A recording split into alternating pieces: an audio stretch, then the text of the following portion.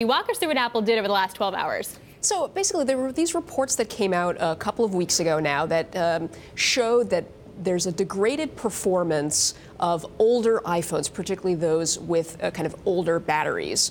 And what Apple said last night was basically, yes, we acknowledge that some of the conspiracy theories were true, that we do slow down performance of older phones when the batteries get older and weaker in order to avoid shutdowns. And basically the company said, we think we did the right thing, but we didn't communicate it effectively, and that was our mistake. And, you know, Apple's not a company that apologizes very often, so It's always very odd to see them do that. But D.C., we just talked about President Trump tweeting about Amazon. Senator Rubio tweeting about Apple.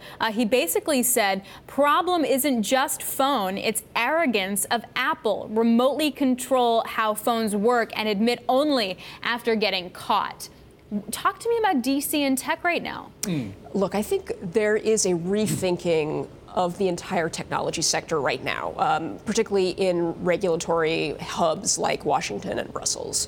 And I think it's clear that if you look at the biggest companies in the world, that list is dominated by tech companies. They are involved in every aspect of our lives. They account for a huge amount of our leisure time. And so it's understandable that when these companies stumble, and even when they don't, when they're just big and powerful, they attract unwanted attention from people like Senator Rubio.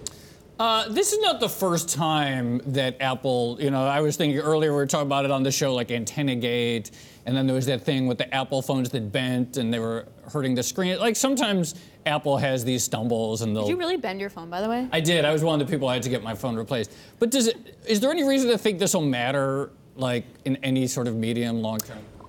That's a great question, and I think we don't know. But look, anytime companies take a reputational hit, I think that does have a lingering effect.